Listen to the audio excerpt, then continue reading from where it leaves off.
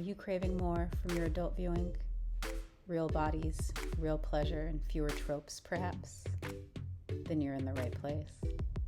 Join us here every month for the inside word on the social sex revolution, with replays of the intimate, insightful, and inspiring discussions we get into during our real-world sex watch parties. I'm orgasmic doula, Goddess Erica, and I'm your host. Now get comfortable, because we're about to go deep.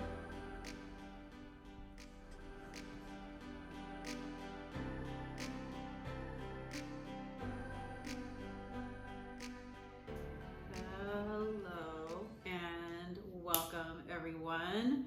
Thank you for joining me tonight. If you are unfamiliar with me, and I don't think that we have any unfamiliar faces in the audience tonight, so that's really awesome. But my name is Goddess Erica. I am a local Chicago dominatrix. I'm also an orgasmic doula and coach, and a Make Love Not Porn star and ambassador. And this is our real world sex watch party.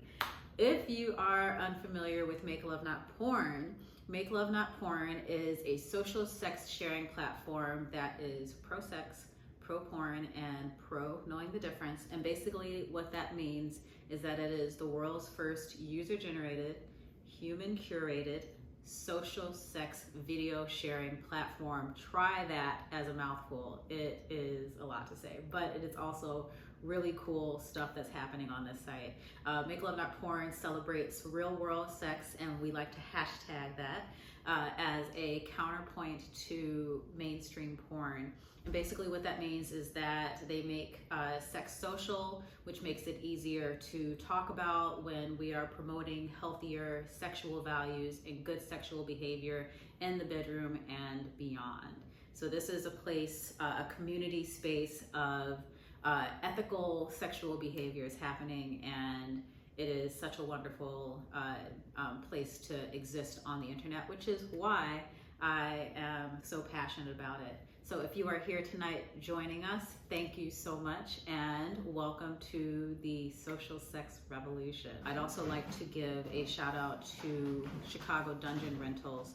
Usually we are in a beautifully appointed dungeon, but tonight we are on just a fur-lined couch, which, I don't know, if you play cards right, anything can become a dungeon. So Chicago Dungeon Rentals is a private play space in the Chicago proper that has 3 beautifully appointed rooms that allow you to explore your wildest fantasies and comfort and convenience. They have toys, they have tools and furniture and safety equipment and so many other things that would allow you just to let your imagination run wild.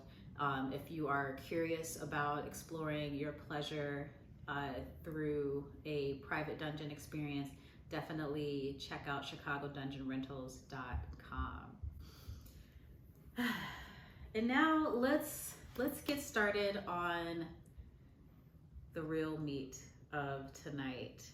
Tonight's theme is latex love, and we will be talking about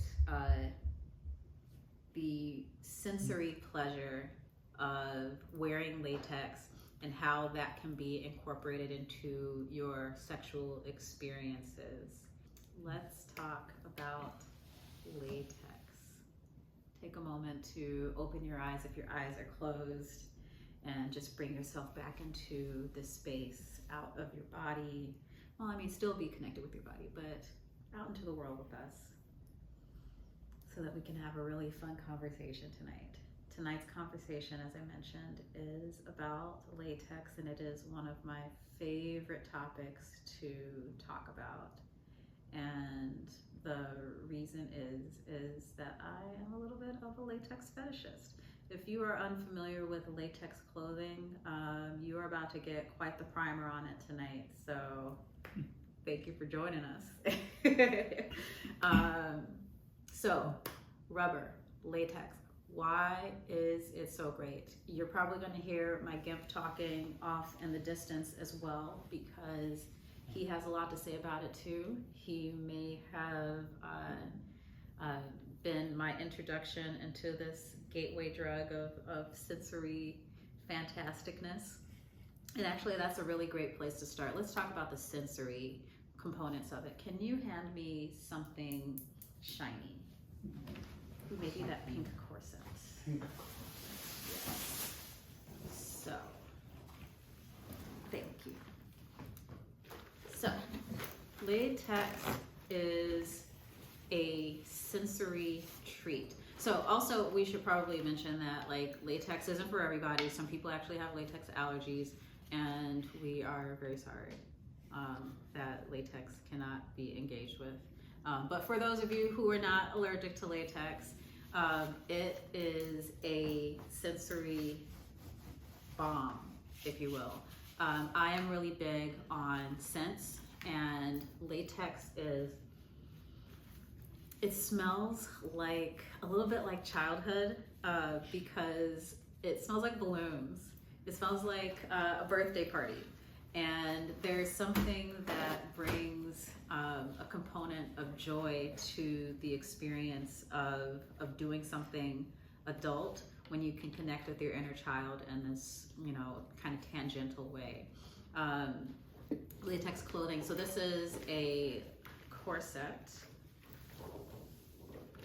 And I love the color, but also, as you can see, it's very, well, it can be shinier, but, and we have a little bit of aid to make it shiny. So the way that we make latex shiny is we apply, this way. Sorry. I usually don't shine my own latex. I mean, it needs silicone on both sides. You apply silicone dressing aid or lubricant to it. It is not friendly with oils. It's great with water, but if you want to see like the truly shininess of it, so as you can see, like it's like reflecting the light. So, you get like a little glow on yourself when you put on latex things. So it's great for your senses, your sense of smell. If you're not averse to balloons, it is great for visually being pleasing because it is so shiny and cool in that way. Texturally, it's got this really fantastic, smooth, slip and slide kind of quality to it. And also, when you put it on, it because of the way that latex is worn, everything is very tight. Actually, can you place this on me? Let's give it a try. We're gonna just be putting on latex things a little bit. So, excuse me if I am out of the shot for a moment. And I think we have a comment from Chocosicle. It says, so silicone acts as the polish. Liquid silicone, I'm kind of new to this. Yes, liquid silicone. And there are like specific brands of dressing aids that have like created formulas that are really great with latex clothing. So yes, but any silicone lube, were you about to say something, Deb? No, I could talk forever about this stuff. So yeah, silicone lubricants both help you put it on and give it that nice, unique shine that we usually associate with it. Because there are ways to chemically treat latex with chlorine that manufacturers will do, and it will create a natural shine. It will make it nice and slick. But for natural latex like this, if you want it to get nice and shiny, you have to apply a dressing aid. Yes. And a polish to it. And the more you polish it, the shinier it'll get as you own the piece. Yes, so it's kind of like adding a shiny patina to your clothing. And what's interesting about I think I'm typing into the chat. I wasn't meaning to do that. So it's really a matter of preference, whether you allow your latex items to slowly create the shine over use, or if you take it out of the box and it's already shiny. It's really just a matter of whether you want to ritualize that experience. And I'm a big fan of creating rituals around things. So having, and it's also a little bit harder to like sit with my with my legs crossed with this thing on. But if you want to create an experience around the wearing of the latex, if it's not just for out of the box, looks pretty, if you want to get into the process of it, that brings us actually very nicely to our next point, which is the tease of latex. It is tight. It is a very slow process to put it on, because it is a delicate material that can be torn if you aren't careful with it. Once it's on your body, it retains your body heat and you will sweat. So if there are any like gym enthusiasts in the audience, then you might be familiar with sauna suits, and it is the sensation of being encased in rubber is very similar to that. You start to sweat. You definitely need to hydrate in order to make sure that your body isn't depleting itself of too much water. And it also means that you probably shouldn't wear latex for too extended a period of time, just so that you can allow your body to respirate naturally. Yeah, it's a common comment in the rubber doll community and the droning community, people who like to do heavy rubber, is even if you want to do prolonged wearing, to take a break after a certain amount of time. If you're in there for 10 hours marinating in your own self, your skin's going to prune. It's not great. So take it off, take a shower, dry off, and then reapply. And Chaco Sicko says, I'm an athlete. Yes. So the sweating is real. And if you are an athlete who enjoys allowing your body to release toxins and things through sweating, a really passive way to do it is to put on latex. so there's that. The other aspect of tease of it is something that Gimp and I talk about all the time, and that is that it is so incredibly skin tight. But most latex, a good majority of latex outfits cover vast swaths of the body. It's the only way to hold it on to your body. Would you like to put on, let's put on the gloves, shall we? It's having large portions of your body covered is the only way for it to actually hold on. So what that means is that it covers, it is concealing your body in this more modest way than walking around naked, but it is also hang on just a second, it's clicking on the wrong thing, but it also is revealing the contours and shapes of your body. You can see how the corset is conforming to my midsection. And Gimp is getting us ready. Body conforming. Yes, very body conforming, very nice. And also it warms up very quickly. So if you are someone who's kind of sensory sensitive and gets really cold really easily, being in latex, even though the material is quite thin, can actually be a little bit of a lifesaver for being out in the elements. Body manipulating.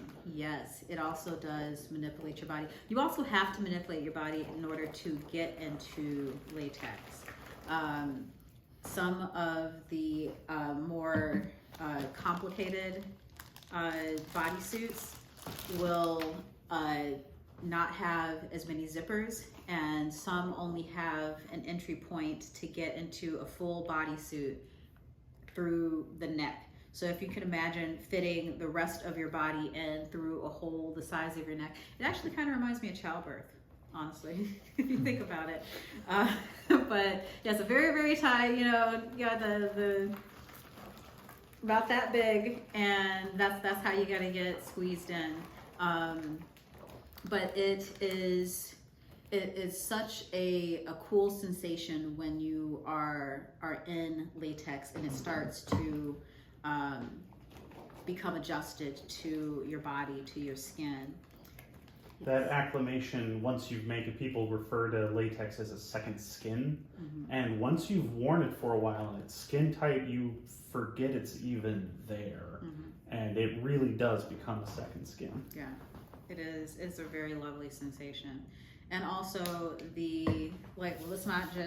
let's acknowledge that, or at least I'm going to acknowledge that I find it very, very pretty. There's something really pretty about having the shape of my body like honored and cared for in this really unique way. Yeah. And it's also really satisfying to have it slid on. Sometimes when I'm doing scenes with Gemp, the vast portion of the scene will just be him slowly dressing me. And it's an incredibly sensual experience to be cared for and attended to while a second skin is applied to your body. It also is a really cool way if you are playing with tease and denial, not allowing someone access to your actual skin, but the second skin instead. And you can feel their touch, you can feel the warmth of their hands, but they're not actually touching your body. So it's a really nice way to play with power exchange and with tease. And I think we have some comments in the chat. Where's the chat? Here we are. All right, in the chat, let's see.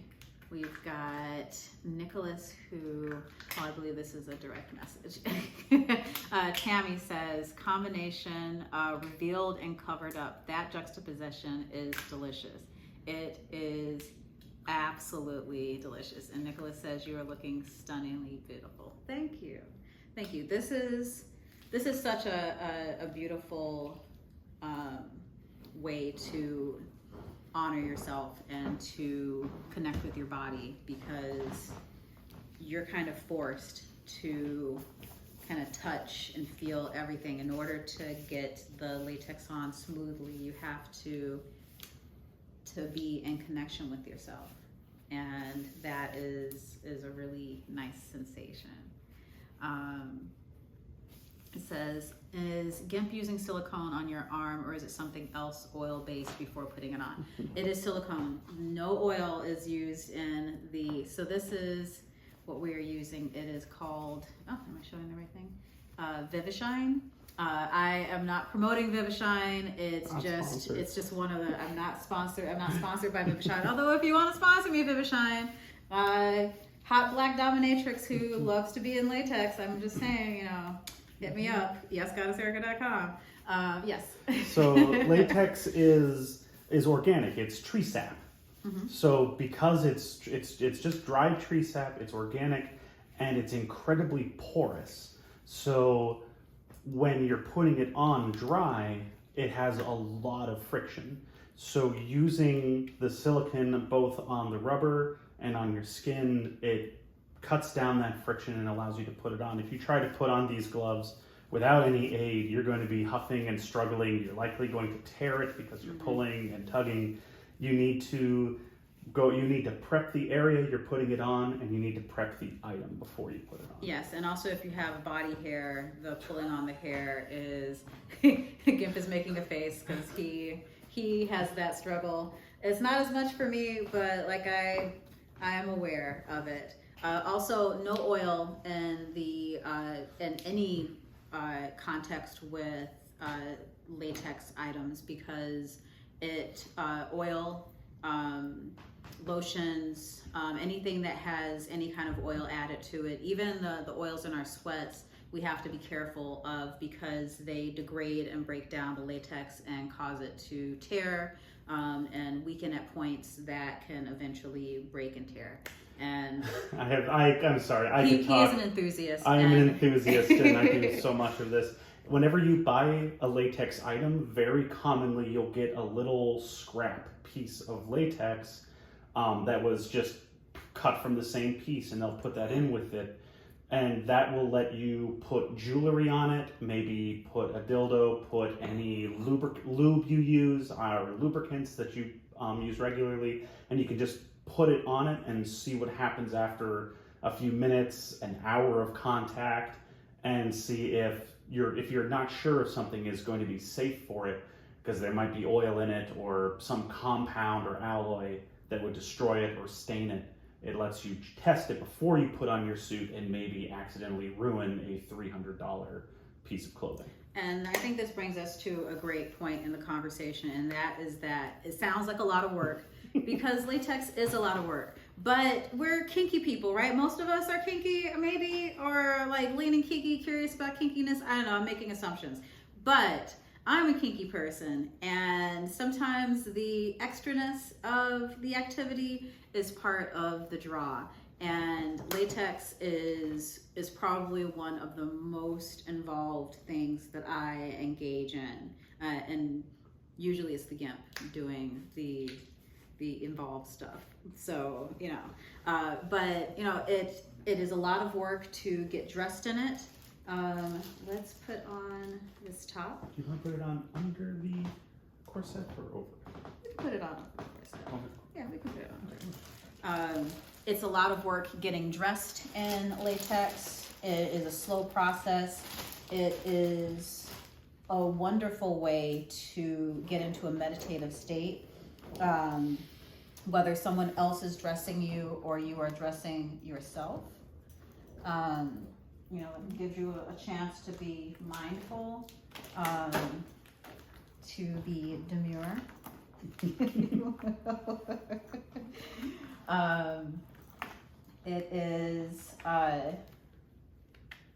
It's also a very delicate material, so there's so many different ways to ruin latex. You have to avoid oils, but you also have to be careful with metals, because metal. Ooh, did I zip it funny? Okay. See, this is why I don't dress myself in latex. I let the enthusiasts do it. Yes. Thank you, guys. Yes. It is sensitive to staining if it's in contact with specific alloys of metal. Also, I just love how this is starting to look really punky. This is a nice punky look. So, and then of course, shine it up, shine up. Yes, the buildup. There's a beautiful, are you talking about buildup of silicone, or are you talking about the buildup of the tease and the slow buildup of getting into the latex? Would you be willing to specify, Nicholas? Let's see, another question.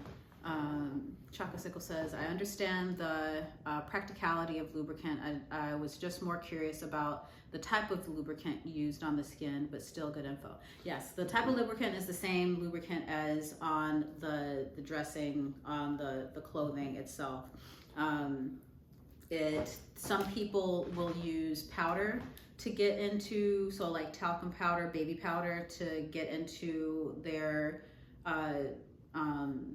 clothing, because it allows to that same slip the body to not create friction between your skin and the silicone. But what we've personally found is that after you've sweat a bit, it just starts to kind of cake up.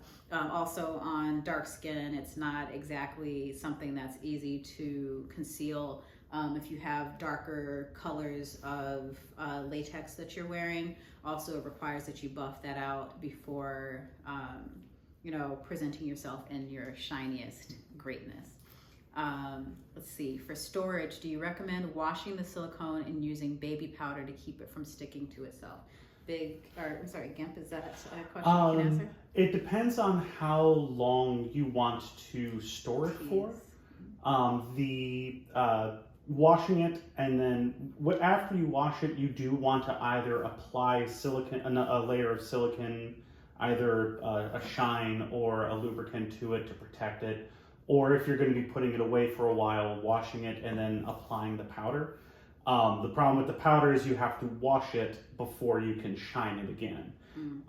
But if you're going to be putting something away for a long time, the powder will keep the latex from fusing to itself over time, because it is still tree sap. And if there's no barrier between two layers of latex, over time, they will become one piece of latex.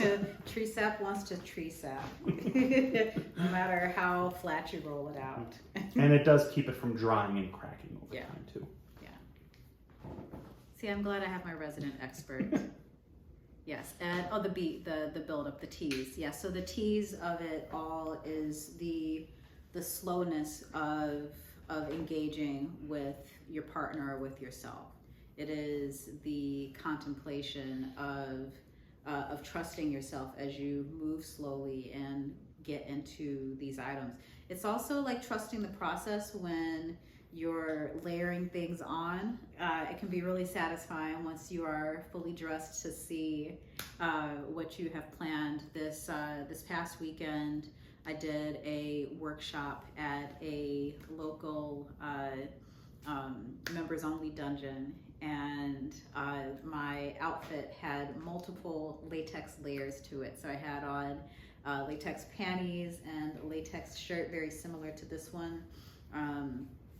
And over that I had a full bodysuit from head to toe. So if you can imagine a turtleneck, full sleeves, onesie bodysuit all the way covered down to the ankles, and then a latex corset on top of that.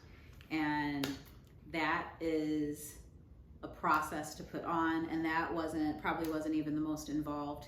Some latex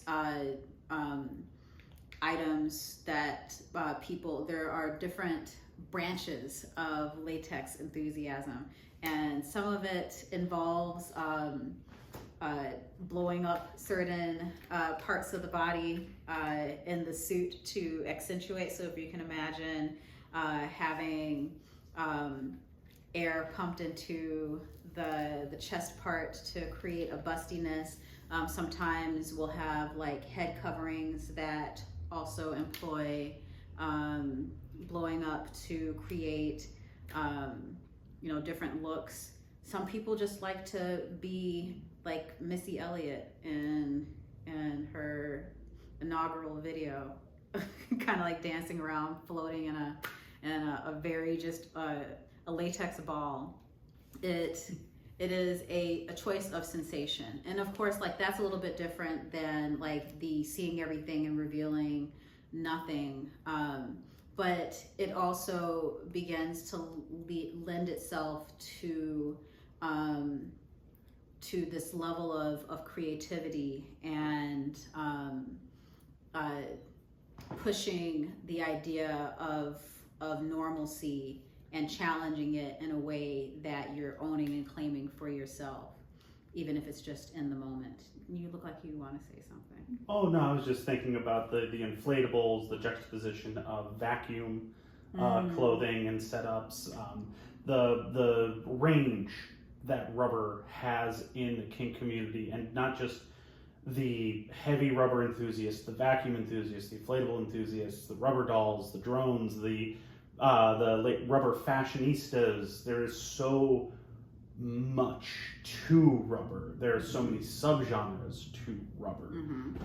Yeah, it actually is a really interesting segue into talking about the video that we're going to be previewing from my new YouTube drop, where we're talking about Afrofuturism and talking about it as through the lens of imagining queerness and being different and existing with different ideas about who you are and how you want to present yourself in safety, imagining a future where you're safe to just be your full and weird, if you want to call it, and strange self. And so when you put on latex, there is a component for me of feeling like I'm engaging with this concept of Afrofuturism, because it is very much something that can go in many different directions. It has many different branches. There are so many different ways to enjoy it. Some people just wear a little bit of latex here and there. Some people get into full,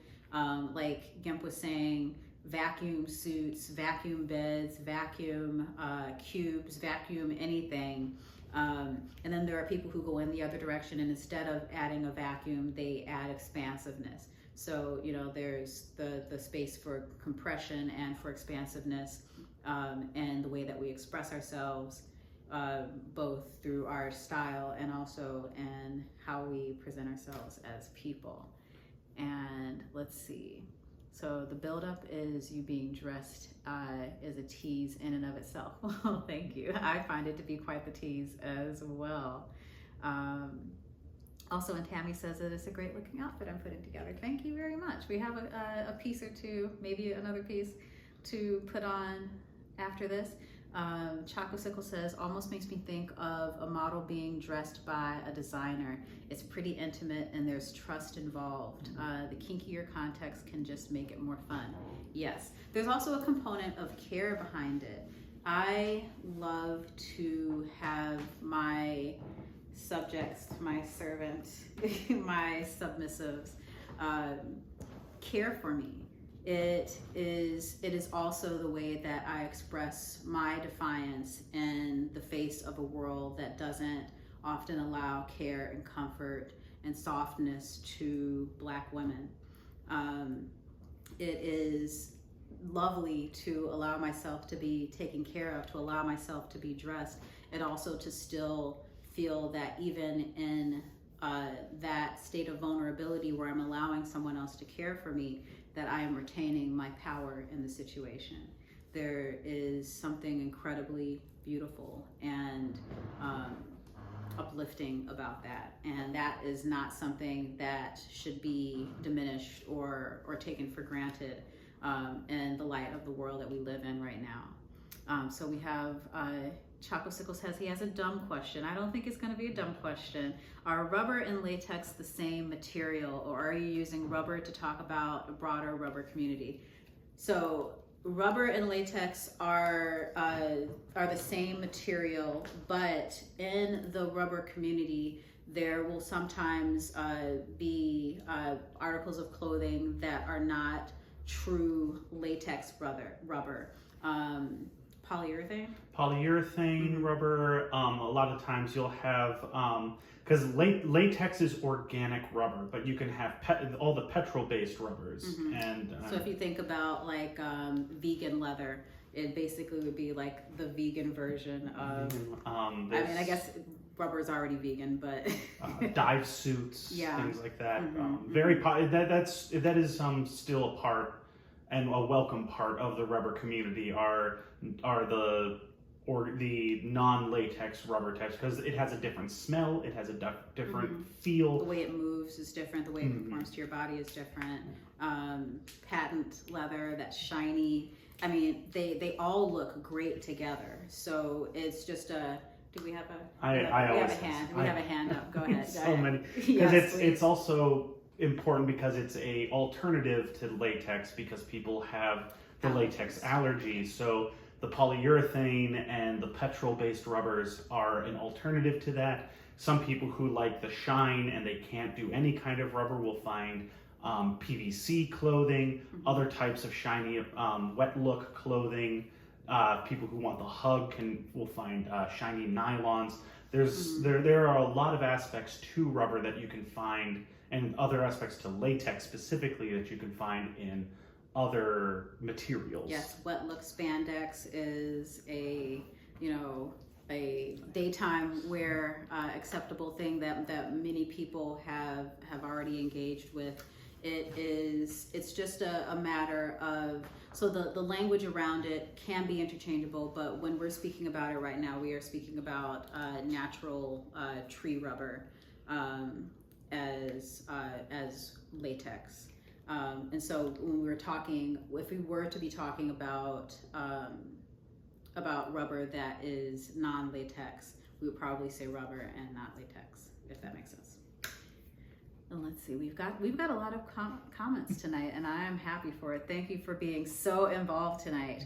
So Tammy says, my owner has some rather challenging to get into one-piece outfits. The way you mix and match gives flexibility and comfort.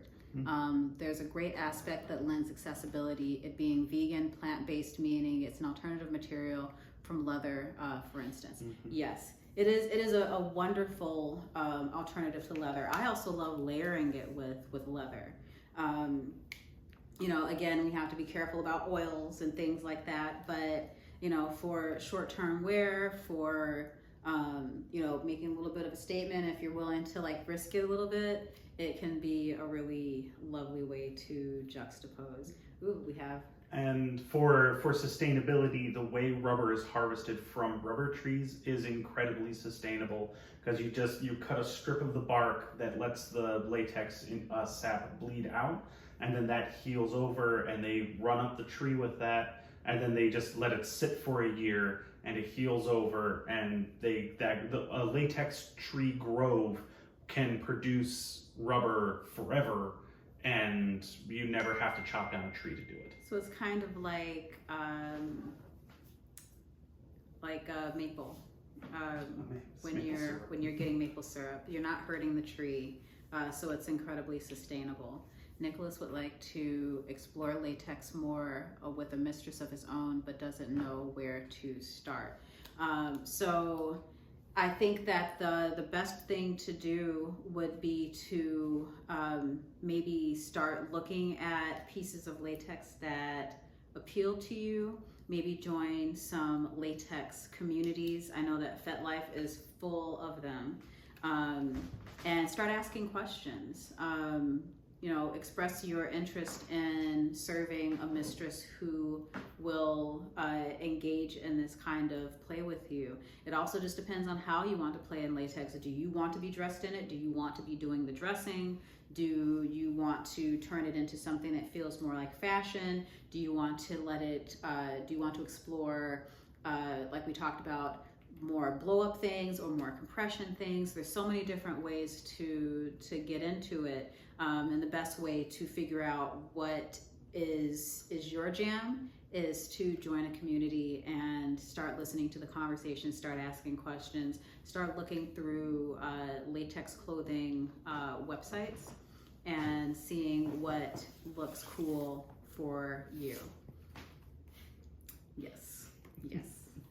And let's see, or do we have any other questions? And I think we got those questions. So we've talked about the dressing, we've talked about the upkeep, repairs. So sometimes an oopsie happens. We have had our share over the years because latex is so delicate, because our bodies are constantly expanding and contracting. Sometimes a seam gives out, or a tear happens, or a stain happens. And being in latex, I think, is actually a really great tool for teaching yourself patience and resilience. Because yes. Oh, I don't mean to. You don't have to stop on my account. Patience and resilience, because you are invariably going to break something. You're invariably going to stain something. If you are using it with love, even if you're taking the best care of it, even if you are, and we'll talk about cleaning it in just a moment, even if you're cleaning it properly, storing it properly, accidents happen, and that's part of it. It also can be part of the tease and the fetish of it. If you are someone who is a little bit less risk averse, and you know that this is an item that's not going to necessarily be with you long term, then perhaps part of the struggle with the power exchange or with the play is the prospect of tearing, is the prospect of your enthusiasm causing the fabric to fail in interesting ways. It's definitely an expensive choice to make, but not one that is infrequently explored, for sure. And we had a question. I like to think of latex as a ticking time bomb, because it's so fragile, and we keep talking about how fragile this stuff is, even though it's so amazing and wonderful and can be pretty resilient. But it's even oils degrade it, and we sweat oils. Wearing it destroys it, and it forces you to be very conscious of these items. It's not like leather that can last forever. That actually is enhanced by the oils. Right. It is the exact opposite, where you've had something for a long time, you've worn it for a long time, some mildew might have gotten to it from after washing it. You may have sat in something that stained it, you may have gotten some oil on it, you may have touched something without realizing it, and latex is this organic sap that's just dried on a sheet, and sometimes there's bubbles in it that will create weak points, and they'll just you're wearing it, and then out of nowhere you bend and tears. It by no fault of your own. And so it really is just a matter of exercising patience and just being kind to yourself and allowing that to be part of the experience, that at some point it's going to fail. And if you match that or meet that with a sense of levity or even just neutrality, then you will find yourself having a lot more fun in latex. The upkeep. So cleaning your latex, so very, very, very, very important to clean your latex. Also to clean your skin after being in latex, whether you are using talcum powder or you are using a silicone dressing aid. Silicone is a industrial lubricant. I'm not exaggerating. It is literally an industrial lubricant. It's not really meant for extended exposure to human skin.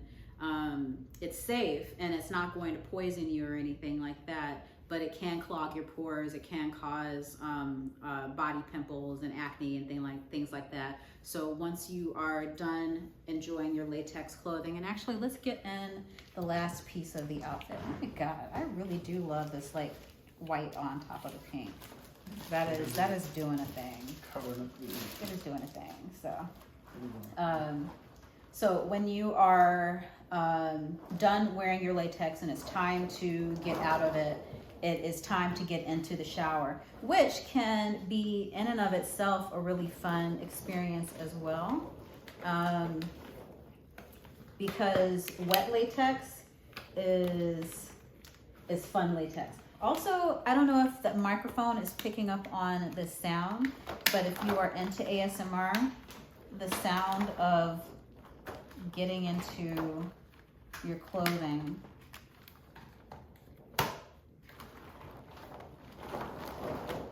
there's so much to love. There's so much to love.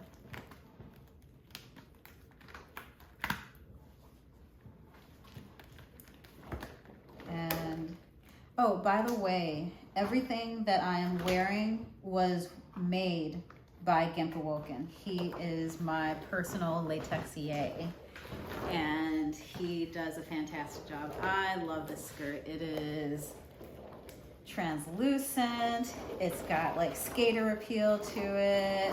It's a little easy access, you know, like there's nothing not to love about it. It's got like a nice little like waist that you can wear a little high. I love high-waisted stuff. And there you have it. It is so much fun. Thank you. Crystal says the outfit is hot. Thank you. I love this outfit. I wasn't expecting a skirt. Impressive. Yes, this is one of my favorite pieces. It is a pleasure to wear. Yes. Also, skirts are just much easier to get into. I love a good pencil skirt in latex. But you got to put on the dressing aid. As you notice, we didn't have to get too much dressing aid going for this because it just kind of slips on, which actually lends itself to being something if you are feeling adventurous enough to incorporate latex into your everyday wear. And also realizing that it may not last very long if you're wearing it out in the public for normal wear, but a latex skater skirt is a fantastic addition to just an everyday outfit. And Gimp Awoken is highly skilled. Yes, he is. Thank you. Yes, and you have something to say? Yeah, because on the topic of like where to start out with rubber, the skater skirt is such a great place to start because it's not tight. You don't really need a dressing aid to put on. It's flouncy, it's fun. You get the smell, the sensation, you get a little bit of the tightness, but you don't have to worry about like measuring specifically to. So the other like upkeep component or the upfront complexity of latex is if you want something to fit your body and fit it well, because everything is so tight, you have to do custom measurements. And that means that not just measuring bust and waist and hips, but like arms, wrist, neck, bust, hips, ankles, calves. We all have such different, varying, beautiful bodies. And if you want you can get something off the rack and be a standard size and it fits just fine. But if you want it to be smooth, if you want it to be your second skin, it's gonna have to be to your measurements. We haven't even really talked about latex hoods because I don't wear them, but when I met my Gimp, he was wearing one. And those are things that have to be certainly custom sized because we all have different sized heads, where our eyes land, if we're putting eye holes into the hoods, if we're custom selecting them as well, where our mouths are, yes. It's one of the big things when you're looking to buy latex. People will talk about tailored latex versus molded latex. And molded latex is they have a mold and they pour it over and then they just pull the garment off and it's one piece. There's no seams. It is one solid piece of rubber, and that's a really cool thing when there's no seams on an outfit. Yeah. But if you are not the shape of that mold, it might not fit you. We've had that problem in the past where there's molded latex that it's a little weird in one spot because nobody's really the shape of that mold except the person who modeled for the mold. Yeah, yeah. So but the tailored latex, much more expensive because it's made to everything is made to measure, but it will fit you so much better. So Tammy just complimented my mug, and I just wanted to show you the front part of it that says focus, which is, if you know me, a great directive, both to give and to receive. So, okay, so we've talked about getting dressed in it. We've talked about the upkeep. We've talked about the repairs. We've talked about things not to do. Have we talked about cleaning it? No, we were starting and then we got sidetracked. Yes. So, yes. Because you started to talk about like getting in the shower with it. And when you look into the history of latex and rubber fetishism, rubber as a kink in the rubber community came out in the 1950s when large rubber raincoats were first becoming a thing on the market. They were popular in the Navy during the wars, and then it became part of civilian attire.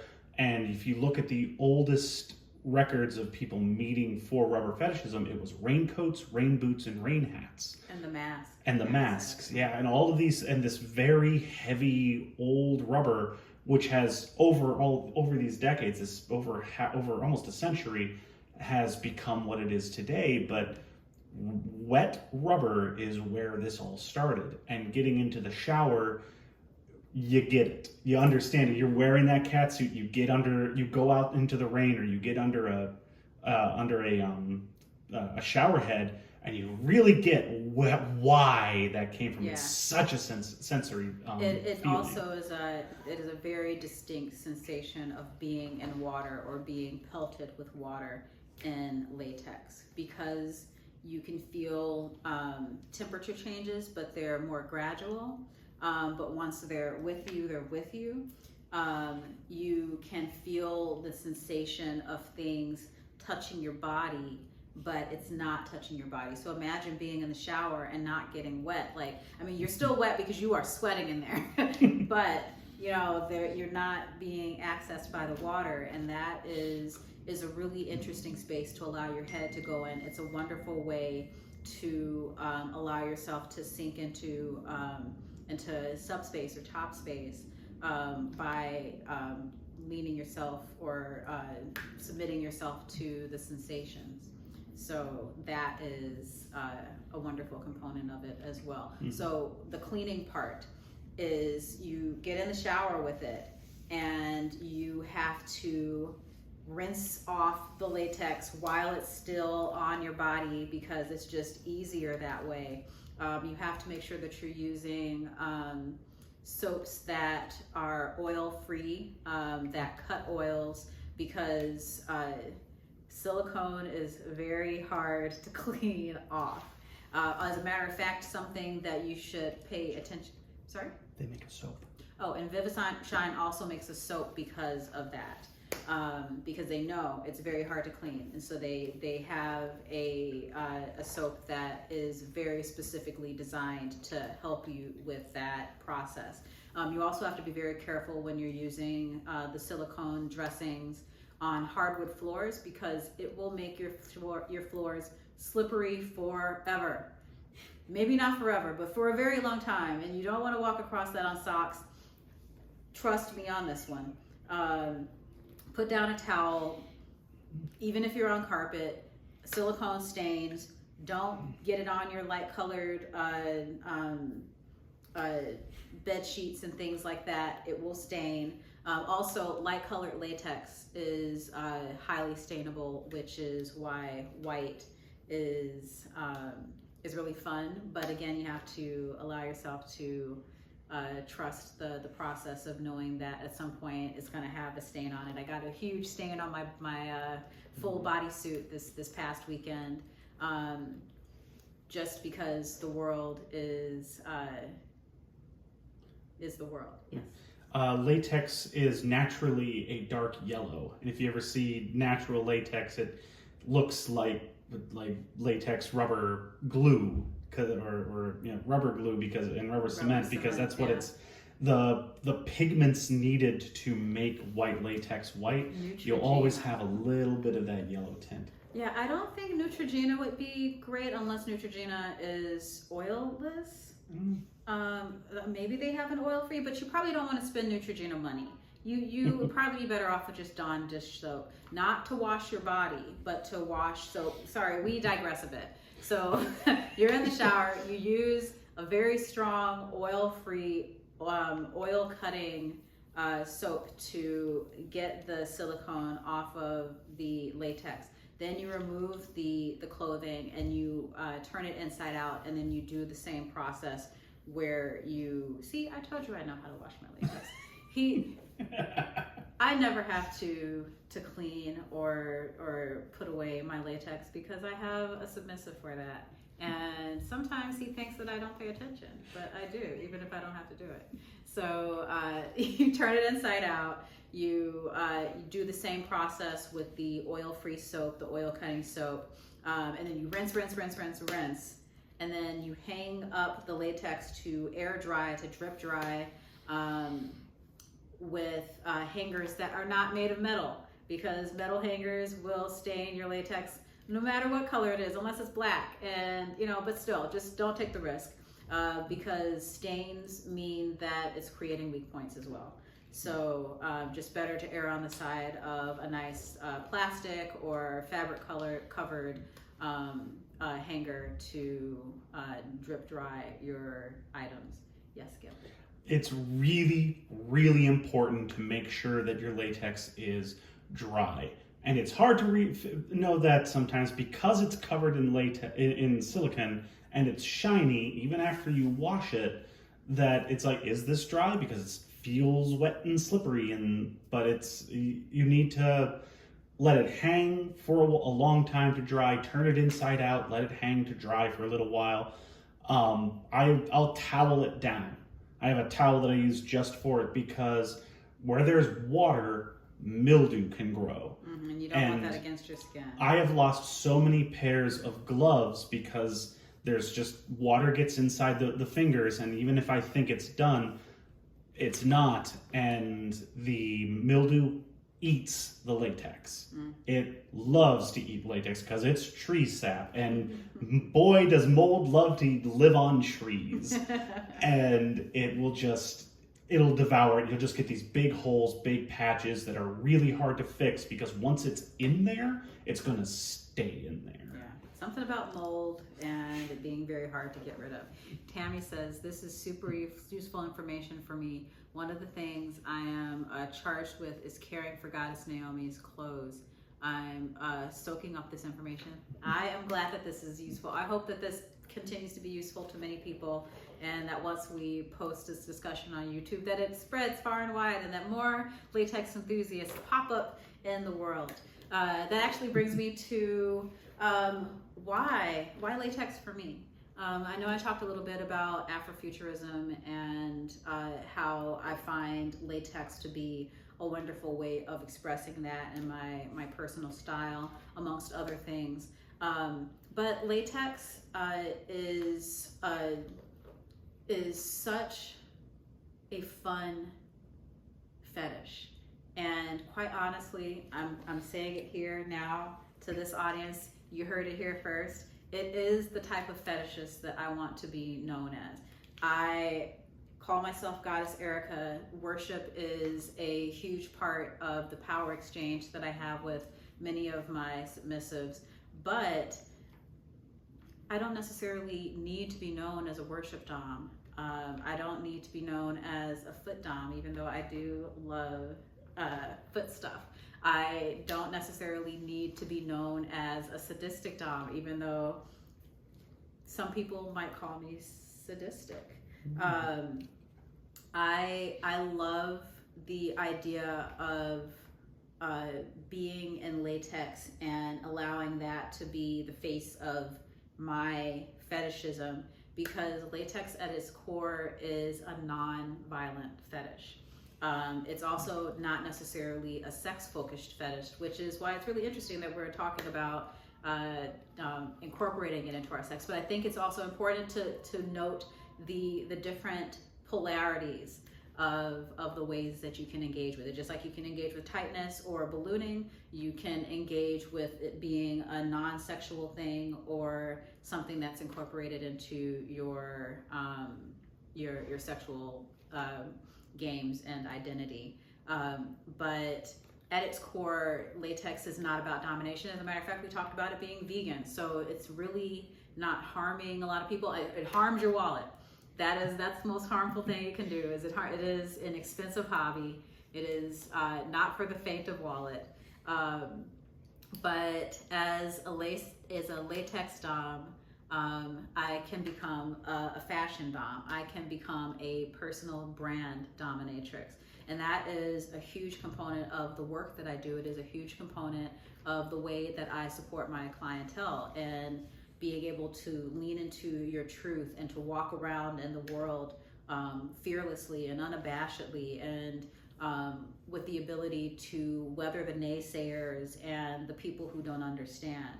It is why it's so closely connected to my identity in Afrofuturism and my identity of queerness, because it is something so simple and so inoffensive if you're not allergic to it.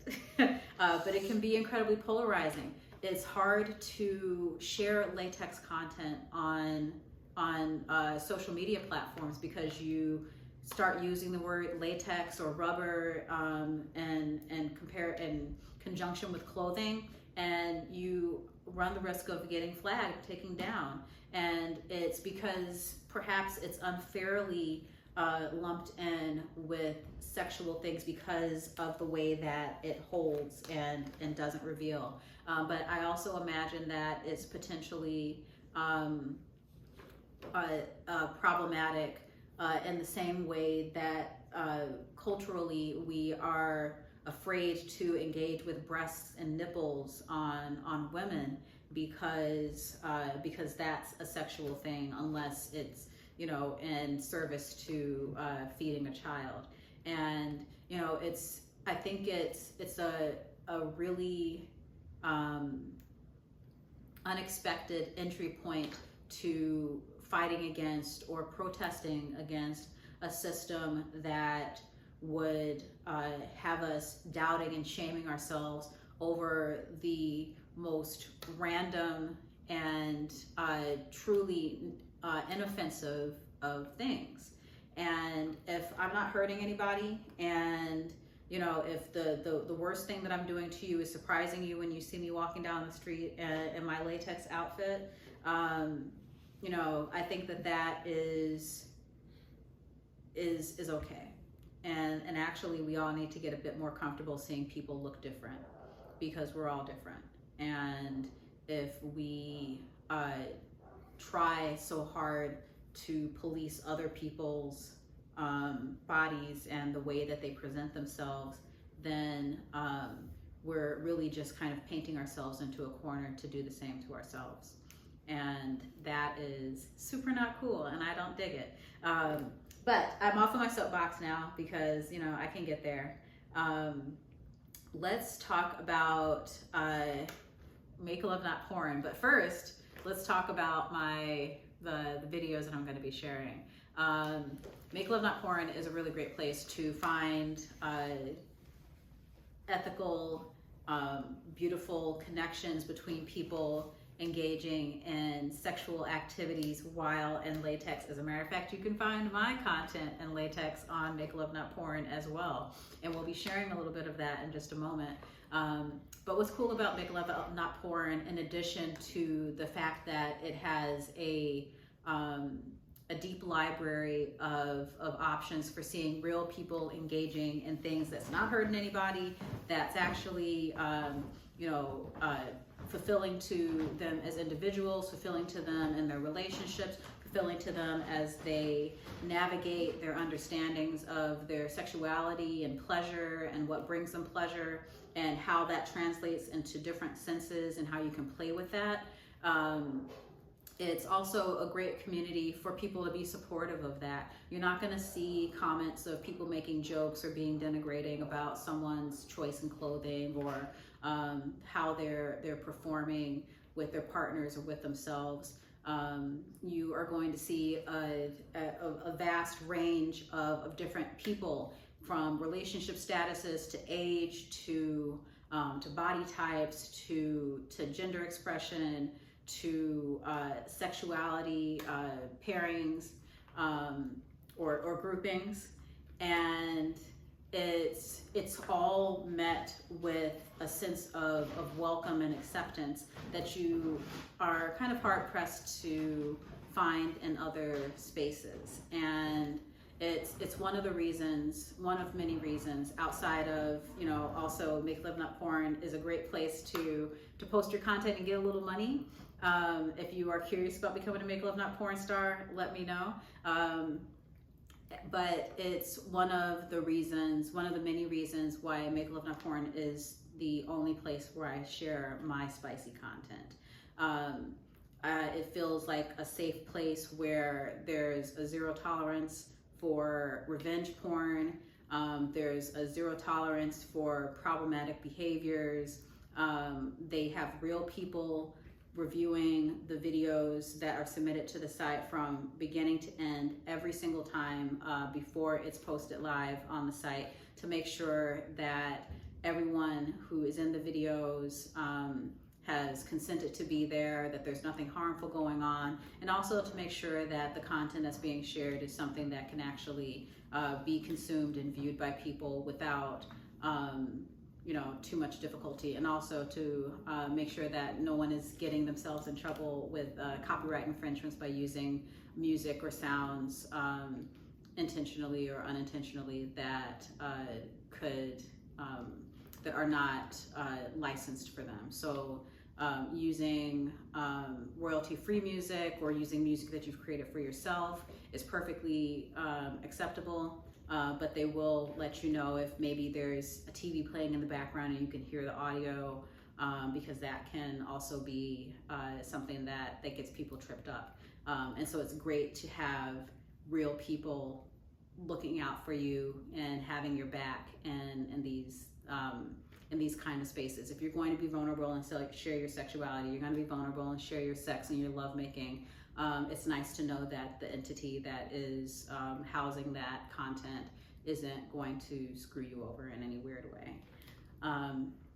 So with that, we are going to take a look at my first video that will be dropping on my YouTube channel. So we're going to have a premiere of my first video where I talk about Afrofuturism and my relationship to it and why I feel the way I do about expressing myself the way that I do, and why it's so important to be true to yourself, but to also support other people in their truths as well.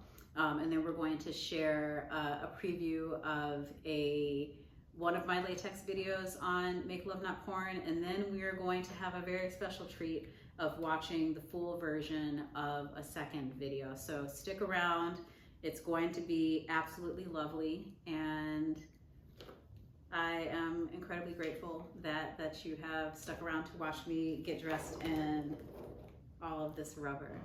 So Big Daddy, if you will, roll the footage for the Afrofuturism, please.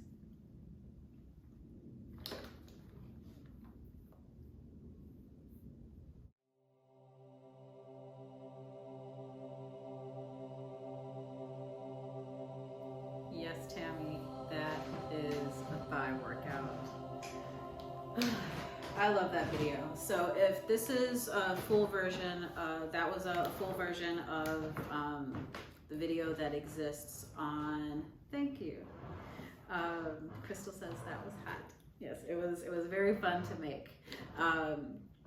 That is a full version of the video that exists on Make Love Not Porn. If you want to watch it again, you can use your free viewing credit for it. If you want to check out the full version of the previous preview, that was Latex Playground, that video is about 30 minutes instead of 10. So you get a little bit more bang for your buck, if you will.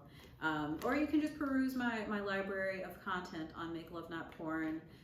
We will be sending a follow-up email that has links to these videos as well as links to my YouTube.